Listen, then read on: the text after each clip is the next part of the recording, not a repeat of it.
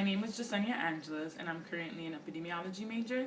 I'm completing my last semester now, so I'll be finishing my degree in December of 2014. I participated in the London Health Practice and Policy program in the fall of 2013.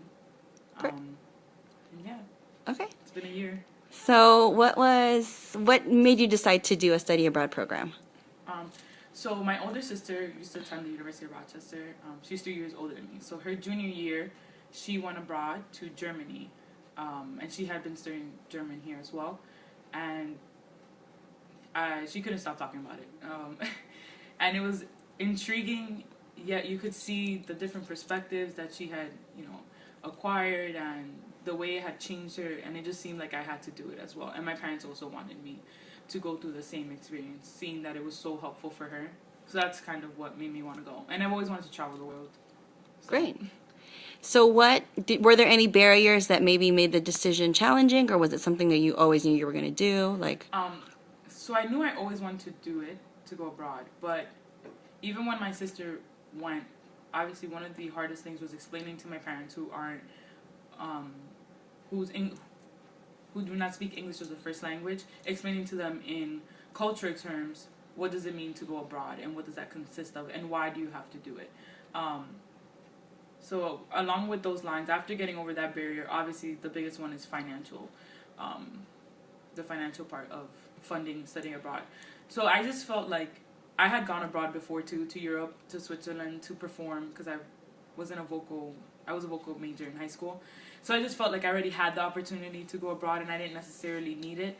But my parents did encourage me, but I just still felt guilty, like asking them to fund my trip abroad and all this stuff. So I went out of my way, and I learned about all the scholarships available, and I also worked the spring semester before and the summer before, many hours, just so I could fund the trip.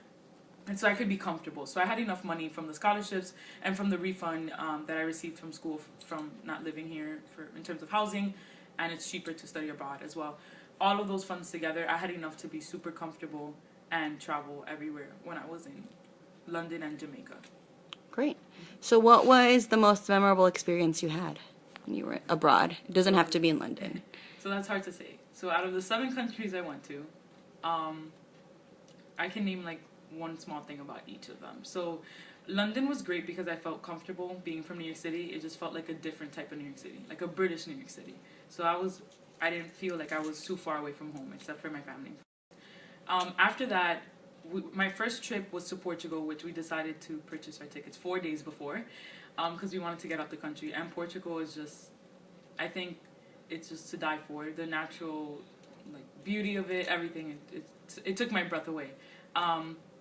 After that, we traveled to a few other countries, Italy, Amsterdam, and I went to Paris for my birthday. So that's probably one of the highlights of my entire trip. I've always wanted to go to Paris since I was a little child, since I saw the Eiffel Tower, and I went for my 21st birthday. And it was one of my dreams to be like, oh, I want to go to Paris for my 21st birthday, but I didn't really think it was going to happen.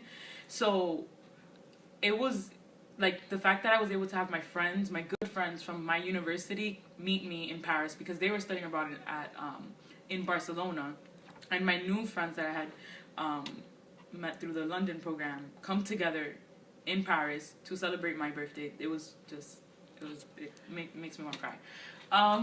And then after that, every other country was beautiful as well. Barcelona, I went to go visit my friends since they came to visit me in that country. It made me feel at home since I'm from a Spanish-speaking country, and I think it matters to leave your host country, wherever that may be.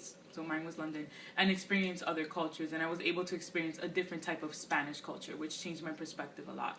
And then I was able to go to Jamaica, and that was breathtaking as well. The people there, they reminded me a lot of my home country, which is the Dominican Republic, and we were able not only to study at the University of Mona, but we were able to volunteer in the governmental health organizations and in non-for-profit organizations that help people with disabilities, and we were just able to go to the small parts of towns that weren't touristy or anything and really bond with the people there. And I just felt like that it was the last part of my entire program, and it just closed everything, and I ended on the highest note that I possibly could with my program, and it just left me in awe. I would do it again and again and again. Awesome. So, do you have any stories about, like, did you experience anything like negative, any discrimination, or anything of highlight that you feel like you need to mention?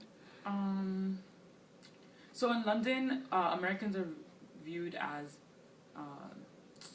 for lack of better terms, stupid and ignorant.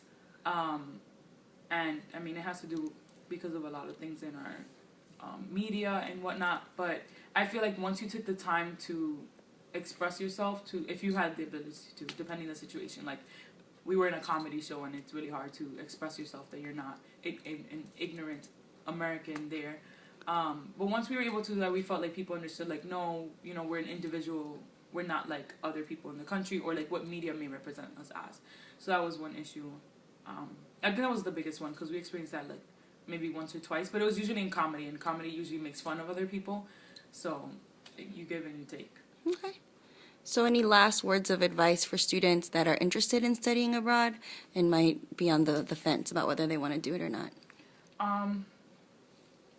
I feel that if you're on the fence, it should never be about finances primarily, because I feel like there is funding available. There are opportunities to financially, you know, sustain your trip, whether that's working on your own or asking your friends or starting, you know, like a GoFundMe.com. And there's a million scholarships. It just takes time and it takes dedication and it takes drive.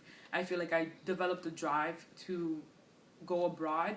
So I really dedicated myself. I asked for help. I asked other people that had studied abroad. That helped me tremendously. And asking them how did they fund their trip. And then after that, if it's fear, I mean, every step in life is going to be scary, but you learn from every mistake or every positive experience.